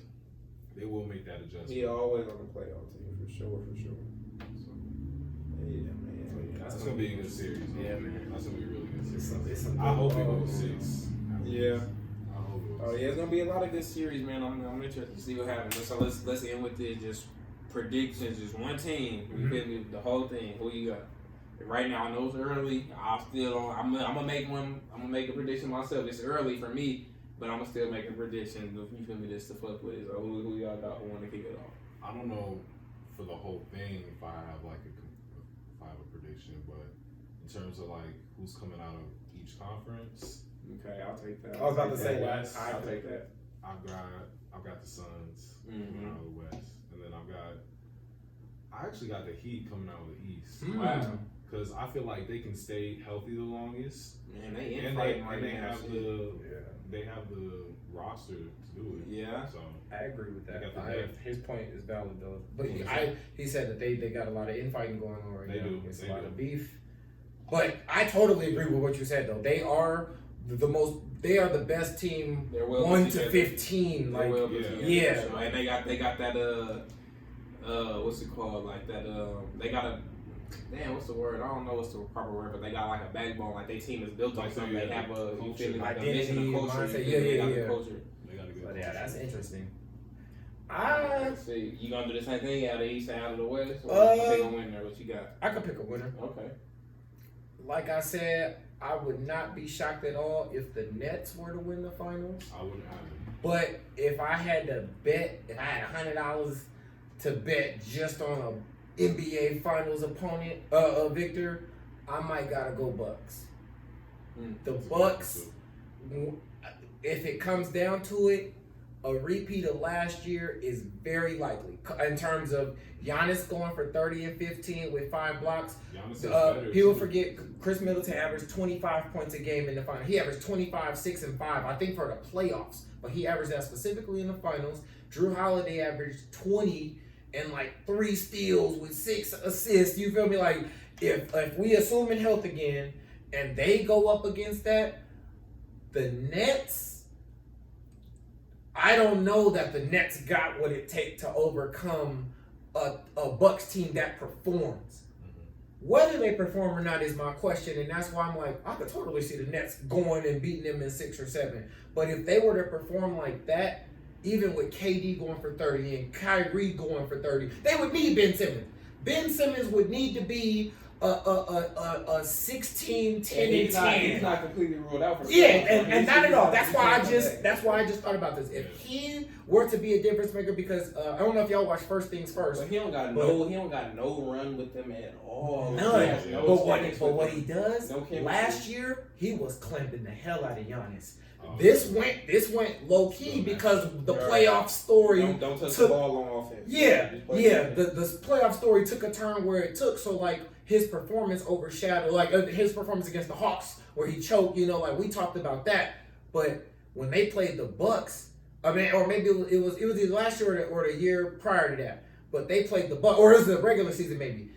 He played the Bucks, and he made Giannis want to avoid him. The Giannis was killing the rest of their team, but against Giannis, he shot like 3 for 14 or something like Okay. that. Like stuff like that is interesting to me because he's a body. Well, And let- he doesn't even fight. really need to touch the ball. He can just like Yeah. Just exist his on the thing court. is- He's playmaking. just be on the court. Just to play devil advocate though, from one, he takes a shooter off the court, and from two, like he's been out for a while. Yeah. You feel me? He could come back and you feel me? Giannis could put that work on him, help him out type shit. Like he ain't been there, we don't know for Yeah, sure. You that's feel true. me?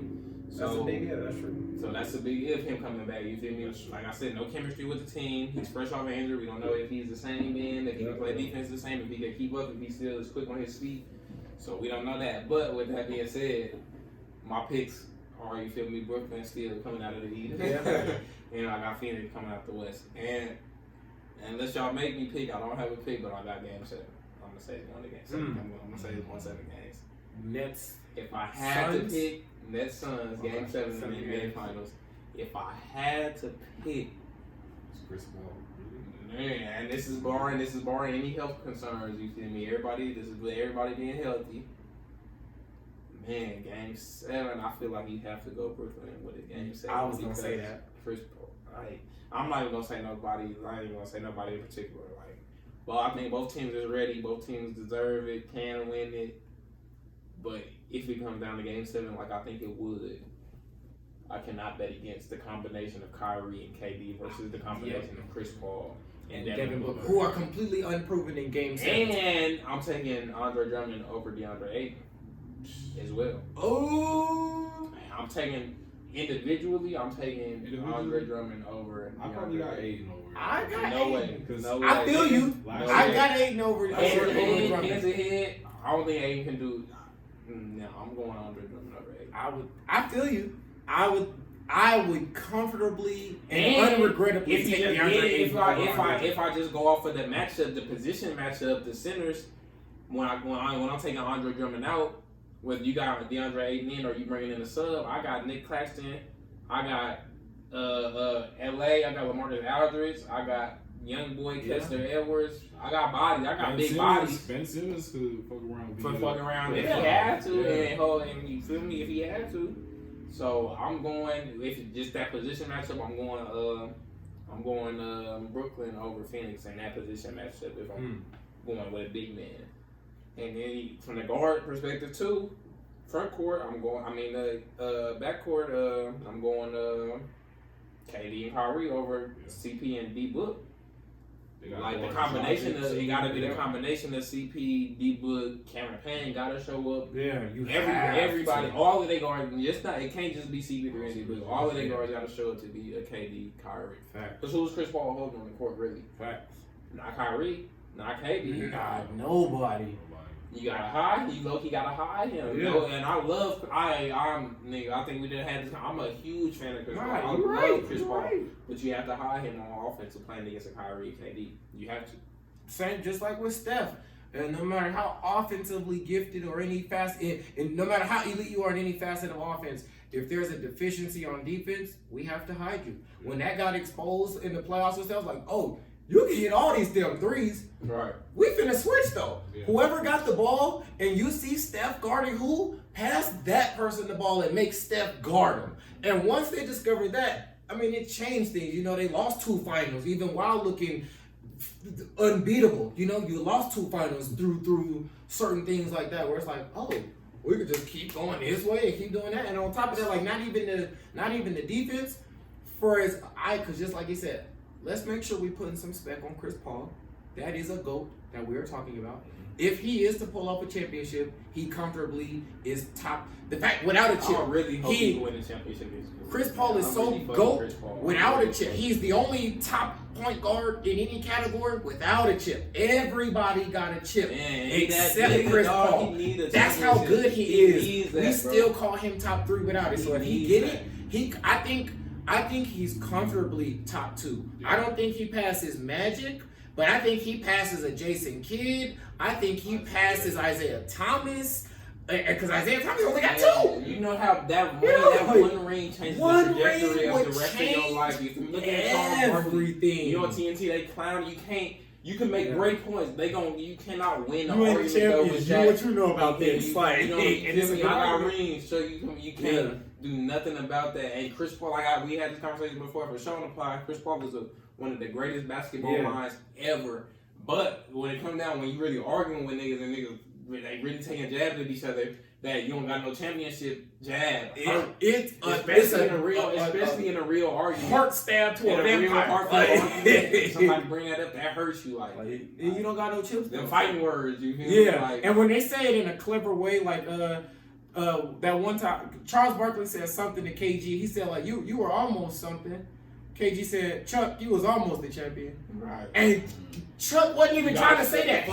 He was genuinely like, I don't know what he was saying. I don't know if he was saying you were almost finals MVP or you were almost a multiple something. It was an innocent, you were almost that.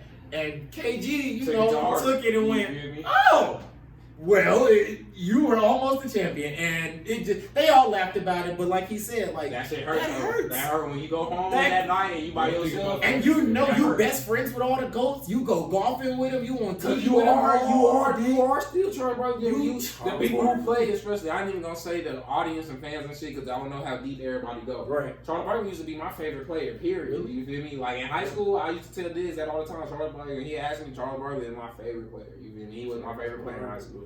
Ever, because I don't know why, I don't know how, but somehow I just gravitated towards his highlights and shit, and those would be, it was big, man, you feel me? And he had that sauce and shit. Like, I used to watch Charles Barkley highlights all the time. Like, Charles Barkley was legit my favorite player, you feel me? combined with his like attitude towards life, Right. this and not Didn't give a care. fuckness, all of that. You feel me? Like Charles Barkley was my guy in the NBA. You feel me? But just not having that ring, that hurts. You feel me? When you go lay that head down and like that hurt, like Man. like niggas really don't. They said me like I'm It's really not not like one of you them. I'm lace not in it that up club. and, like, Go get a championship. Yeah. No, That ship sailed. It's over. So yeah, so in regards to Chris Paul, I feel like he gotta win, You have to.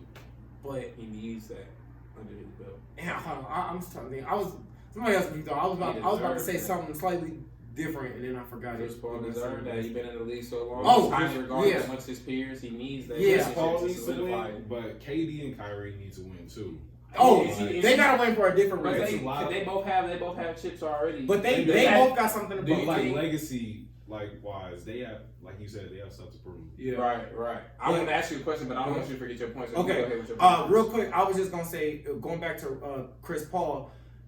So the reason I was saying we got to make sure we put some spec on him is because aside from that, no matter how great of a resume he is, Chris Paul is unproven in Game 7. When it's Game That's 7, facts. he either underperform or he hurt. He foul out. And your he hurt, team something, lose. They always lose Game 7. Like a Chris Paul team is always gonna lose Game 7. And at that moment, it's like, That's why so like you you're saying, if it go Game 7, I didn't seen I KD can't say Chris perform. Paul. I I didn't can't choose see Chris Paul Kyrie over Kyrie perform Irving. when You can't. all of the marbles are on the line. Yeah, you can. I know what I'm gonna get out of him. Devin Booker ain't been in no Game 7. You know, like he don't, and I don't even expect him to underperform. But at the end of the day, I'm you choosing have who not show been up. there, done that. Cameron Payne, yeah, I'm choosing who show up. Cameron Payne in a Game 7 might score 8 points. I'm not saying he will. I'm saying He you might. It's not you proven. aren't the He guy I can write off for 30. Yeah. Braun in a Game 7.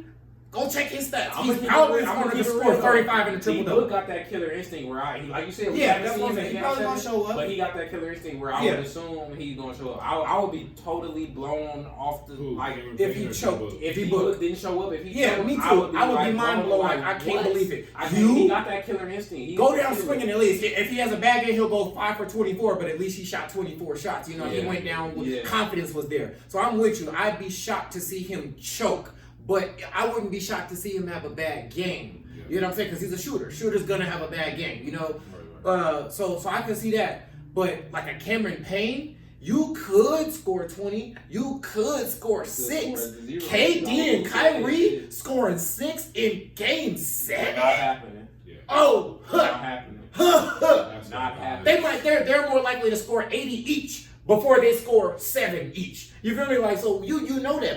But when it come down to okay, Chris Paul, you're either gonna underperform or be hurt. Devin Booker, we can bet that you'll perform this way, but we haven't seen it. Cameron Payne, you're the 3rd best player. Nobody has any expectation that you'll be an all-star in a Game 7 for the marbles. Like that matters so much, and especially if. Remember, just because seeding don't mean nothing. It's all about the games that you win. The Suns could easily find themselves, if they were to go to the finals with the Nets, they could easily find themselves on the road while losing the series. Now you on the road. Now if it was a Game 7, they wouldn't be on the road. But if it was a Game 6 and you were down 3-2 on the road, that is Game 7. Because you could lose right here, right now, and you're on the road. Is Cameron Payne finna score 25? To save the day? Probably not. Is KD finna score 35 to make sure they win Game 6? Probably. You know, and so like when it comes down to stuff like that, it's like, More than one. come on, like, ugh. So I definitely could bet on the Nets. Like it's just like I said, it's that point that you prove to niggas. Like, yeah, y'all can win this game, but once we prove we better than y'all, it's over. So my final question before we wrap this up to you would be, and back to the Chris Paul shit. Mhm. If he doesn't win if he doesn't end up winning the championship, does that tarnish his Hall of Fame chances for you or no? I think he's gonna make the Hall of Fame either way, but I'm saying for you personally, does that put a stain on him as far as his Hall of Fame or legacy? Hall of Fame? Hall of Fame. He is solidified. first ballot Hall of Famer, Regardless. period. Regardless. In your opinion, though, we know he's gonna make the Hall Yeah, of Fame. in my your opinion, and he it's not still even deserves it. it's not He even can because have- of how I. Oh, go ahead. He can have a losing season for the rest of his career, And he's still there. He's there. Facts. Yeah. I agree. The I'm reason- I'm yeah. a huge Chris Paul fan. I would say that that's in part because of who Chris Paul is, but also the contemporaries. If we compare it, if we looking at it at players or point guards, no matter what, if we looking at it at just point guards, Steph Curry might got the rings, but Chris Paul is obviously a better point guard. Right. Kyrie might have a ring, but he's really just a very talented shooting guard. Yeah. Kyrie is not a point guard. Chris guard, Paul's argument is that when it comes to running point guard, I will do everything better than everybody. You know, I always say, like, we give Bron too much credit for his IQ. He makes too many boneheaded decisions where he dribbled the ball off his foot or he tried to make too flashy of a pass and it was way off. Chris Paul will get more assists with less turnovers, and we never talk about it. We talk about LeBron's assist to turnover ratio. Chris Paul will go get 10 assists with 2 turnovers. Bron go get 8 assists with 3 turnovers, sometimes 4 turnovers, which is very impressive. But Chris Paul doesn't have mental lapses in his game, and that's the point where he is head and shoulders as a player better than everybody else. So I feel like he got that stake because of not only just his own accomplishments, but it's like other players can't do that. You might be able to shoot or dribble better than everybody else, but you can't run this offense. You can't think 5 plays ahead. You can't create. Kyrie not going to create a shot for somebody. Like, there were 2 men there. There was only a thin passing lane there, so I told him run there. I made him come set the screen over there, and that made that man wide open for a shot, and I threw the ball directly to him for a wide open. Like, there's ain't orchestrating stuff like that. So I feel like Chris Paul got to be first ballot off the fact that Damian Lillard, yeah, you might score a lot of points, but you're not running this like I'm running this. Like, what he does on the court, no matter the ring, no matter the stats, his optics, watching him versus watching everybody else, like, oh, nobody else is going to do this. That creates that necessity. And as long as he got that, he is a 100% first ballot Hall of Famer no matter what. Now, legacy, I do think that's a slightly different conversation. Legacy, I think that hurts Chris Paul not winning the ring because for sure. One could feel like he had legit chances previously in his career, and even if you deny that, the last 2 years he has been healthy when it mattered most, and his whole team has been healthy when it mattered most, and they were one of the best teams in the league. Last year they got to the finals. This year they look like the best team in the league. At that point, you have that expectation. Whereas like with the Clippers, they didn't really have expectations for you to get to the finals. Y'all got good right around the Warriors got good right when the Clippers assembled. And then they were up like 3-1 to the Warriors. The Warriors' first year, I think in like 2013. The Clippers was beating the Warriors like 3-1 and then lost to them. That was when the Warriors really got their first rise to fame and like, they might be good. Not just next year, they just happened to be, that was the 2014-15 year where they ended up winning the championship, their first chip, and they put the whole world on notice. But the year before that, they faced the Clippers, and the Clippers totally choked against them. And from there, it seemed like Chris Paul got a pass because he was never on a real contender. Nobody seriously expected you to win, or when they did, you got hurt. Now it's like, you don't got that excuse no more. You're not hurt. Your team fully stacked. You gotta win. And if you don't, we do got to knock that on you. Bron, it's a knock on Bron this year. You don't get that excuse, oh, we had Russell, the coach. Nah. This is a stain. The 2021-2022 season is a stain on LeBron's career. Sure. That is a stain. Like, that's going to be talked about in a negative light. Chris Paul, this season would be one of those, not to the extent, because he didn't miss the playoffs with a fully loaded team, but you do have finals and championship aspirations and expectations, and if you don't deliver on that, you might gotta get criticized on that. A counterpoint to what you said, though, like you said, they was the best team in the league, whatever. But to Chris Paul's credit, you feel me? Because I never want to take too much away from him. Mm-hmm. Before he came to the Suns, they didn't even make the playoffs. They went from not making the playoffs to having the best record in the league, making a huge playoff run. Like, so regardless whether you won the ship or not, that year is a W for your legacy. That's true. In my opinion. Same thing with yes, OKC. it was close, but right before he was with Phoenix, he was with OKC. They didn't make the playoffs, and they had Shea Gilgeous and they had the squad. That's where it all started at. Actually, that's where it started, where you really see like, oh, Chris Paul can really turn any team with a little potential around. You feel me? Just with his leadership. And that's another thing that really adds to his legacy for me. Just his legacy for me is just his leadership in general. How he could just mold players into being, you feel me, stars, you feel me? The ceiling rising. Like, shit ain't go as planned with DeAndre Ayton, but he definitely came and made DeAndre Ayton better for sure. He didn't get him the contract he promised him, but that's just some internal shit.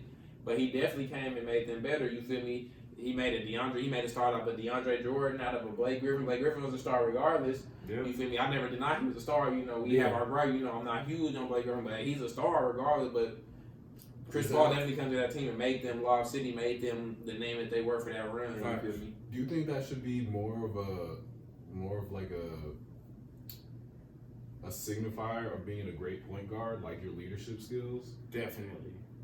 That's what a point guard is to me. That's what a point guard is to me. You gonna make your team better by any means. Like, point guard don't necessarily mean points. It don't necessarily mean assists. It depends on the team. Yeah. If you can come to a team and make the team better. But I'm talking about like truly like unlocking your teammates' potential. I think as good as they can get as a player, you can get them to that level. I think that's why. So I think how the way we talk about Chris Paul's leadership, I think it shines.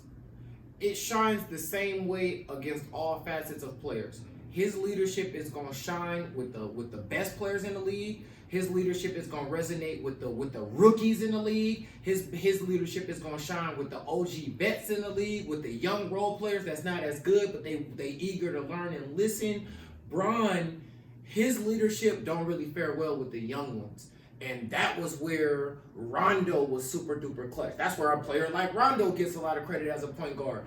His leadership resonates with everybody. The young people on the team love a Chris Paul and a Rondo because of how he talks. Shai Gilgeous-Alexander has nothing but great things, amazing things to say about how Chris Paul really molded him. It was like the things he was telling me randomly. My brain like, how are you even thinking about that? But now he making me think like that. You know, I'm like, now look at Shai Gilgeous-Alexander. He has the youngest team in the league, and they stepping into the Staples Center, scoring 150 points, stomping on niggas' heads. Like, you feel me? Like, he got that mentality. Yeah. And so I totally agree. Leadership quality should be something we shine more light on, because there are guys that will turn literally nothing into something. Chris Paul didn't he turned 3 or 4 franchises into record-setting wins. Right. And just the way he gonna connect with everybody. He can get D-Book in line just like he could get a Cameron Payne in line, just like he could get the 15th man in the roster. Is that something that you think the average, or you feel me, like the average viewer would see though? Is that leadership quality? Do you think the average person sees how he turned around Shai Gilgeous or whatever? I don't think do you they have to be a nuanced fan to really see that out? I don't think that it's seen, but I think that the casual fan would be willing to accept it when told it. They are so adolescent with the learning that if you just told me something, I'm probably gonna believe. Right? I don't know nothing. You are into engineering. You could tell me something about engineering because I don't know nothing. Even if it was a lie, I'd probably believe it, because 1, I don't think you would lie, but 2, I know that you are 100% more educated on that topic than I. Right. So if somebody in that aspect of basketball was like, I just watch it because I think it looked cool, they don't really get what we are looking at. But if they heard somebody on TNT like, man, Chris Paul really can get everybody on the same page. Now I think the casual fan that didn't know that goes, Chris Paul, I guess he does. I guess he does get a lot of people involved. You know, so I think we as the basketball fans should do a better job of talking about it, so that the ones who don't know can kind of start picking up on it. Because he's right, like whatever you do on the court, okay. But Chris Paul and a Rondo, their ability to just get more out of you. That's why we like a Kobe, why we like a MJ, like that type of stuff. But they didn't do it with none of the negativity, really. It was pretty much exclusively great results all the time.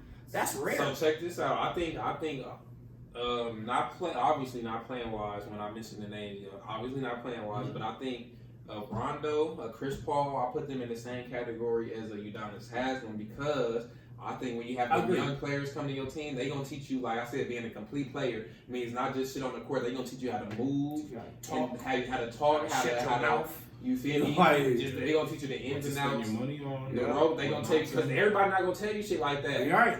You got to be a real OG to be able to stand up and tell somebody if you see them doing out of pocket. The 20-year-old star player of the league to go tell him. Like, you tripping, you doing this wrong. You need that though, but and not everybody built like that. You feel me? Not everybody built to where this is a young star player. You feel me? Most people, I'm just trying to keep a job, so I'm not gonna Right. say nothing to him because I don't want him to tell them to get me off the team or some shit. Right.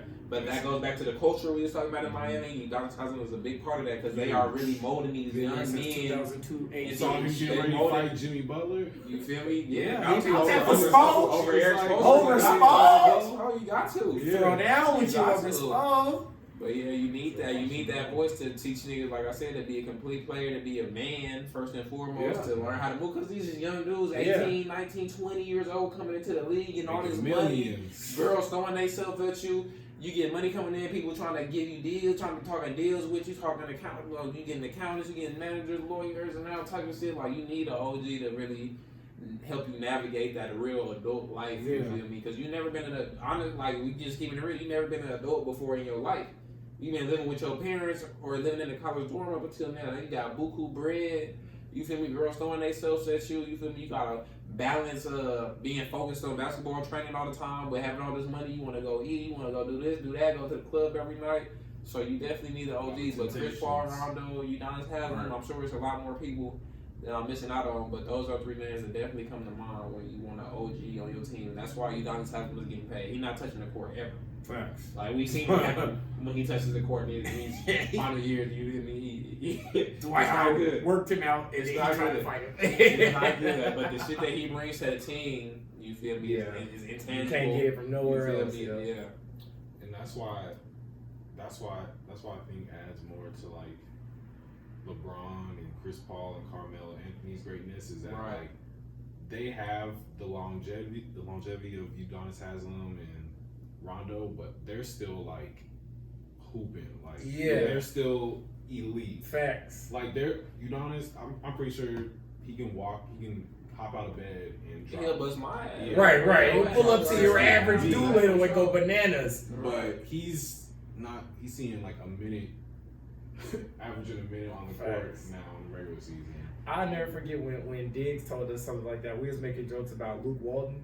He said, so Diggs, mind you, Diggs went to UNLV. Then he went to JUCO. He went to UNLV. He played overseas. He went to NBA development camp. So like he been on NBA like practice squad. Yeah, his mindset about hoops is just different. We was like, nigga, Luke Walton We a making bum. bum. That they said, Luke Walton a bum to LeBron and Kobe and them. He said, Luke Walton come in here right now and bust your ass. He touched me right here. He had to Luke Walton bust your ass. No, he had to really Nigga, take he- us. and I- talking like shit like, but he was like, oh y'all serious? Y'all He really think he a bum? tricked us. Like, hold on, like we Walton talking shit like this. Look, Kwame Brown, But Luke Walton Put us- walking in there and And we were like 14, 15 talking crazy about a 10-year NBA player. Yeah. He put us in check, like relax. Like, That is an NBA player, no matter what. Yeah, he ain't better than Kobe. He'll come in here and score 100. like that. Like, Really push it in perspective for you, like really let you know his levels That and nigga shit. touched Like me you know right where here. you Said, at. he'll bust your ass, You nigga. feel me? Like you, nigga, like you in front like you. You, nigga, he hit me right here. He'll Bust your bust your ass. ass. That's a fact though. That's a fact though. But yeah, but just to close that point out, I think like that leadership shit. Like if you got a rookie coming in, like say you got like a whoever Luka Doncic or something, a new like a rookie coming in who's supposed to be great type shit. Right. If shit is going on, like if shit is going left type shit in your regular life outside of basketball, you're not going to be the best player you can be. Facts. If you having trouble with your accountant stealing money from you, your lawyer stealing money from you, all these girls, might got a girl pregnant or whatever she claiming, like wrong with you, whatever. You in a club every night instead of whatever you need to be. You're not gonna be the best player you can be. So it's invaluable to have like that 15th spot be somebody who can really like guide the team. You feel me? Like guide your younger players. Jerry Dudley. Jerry Dudley, like you, Jerry Dudley. You know what I mean? Right. You can really teach niggas something though. It's a reason Jared Dudley was never out of the league until he decided to be out of the league. That he hold value. He was on the net. Remember, he was a part of the Nets right before they got KD and Kyrie. Remember, they made the playoffs. Right. With D'Angelo Russell in them, they made the playoffs. Jared Dudley was on that team. That next year, he joined the Lakers. But he was on that team. And so, like, you could just see, like, it's always inherent need for a guy like that. You go to the Lakers, and they feel like they got to have you. Yeah. They want to chip with you, feel like they got to bring you back. So then they do. And then the next year, you retire, and now you got coaching opportunities. You know, like, he got that vibe that a team always gonna need. So just like you said, that Udonis Haslam, like you can't get that nowhere else.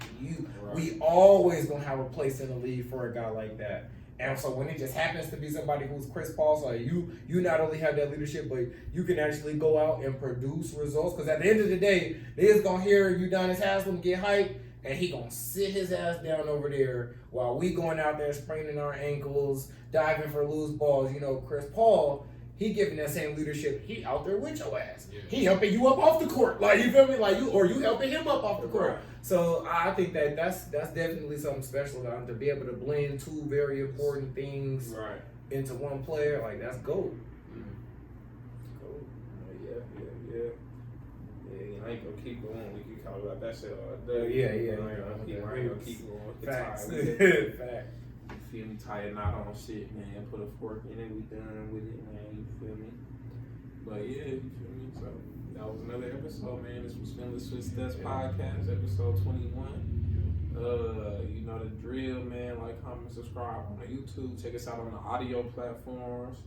Wherever you find that at, man. We on all of them joints. And just keep rocking with us, man. Gang. Y'all know what it is, man. Gang in the building, man. I'm Big Diesel, man. They're Beverly Flair. Darius Coxon on a professional tip. Only on his LinkedIn. Right, on my LinkedIn, I'm Darius Coxon. Alright, but yeah, man. Y'all know the gang. Man, facts. Professor Ooch, the dollar. Yes, sir, man. You already know, Melly J. J, man, all day. I'm gonna go buy cream of wheat. I was about to say cream of wheat. Cream of wheat, man. It's a ham, man. That's your good name, cream of wheat. That's crazy. Don't go to jail, dude. Shit. What's your name? Extra sugar. Cream of wheat, man. I'll never see you again, right? Get your wheat cream. You're right, man. Yeah, they gonna be talking crazy in jail.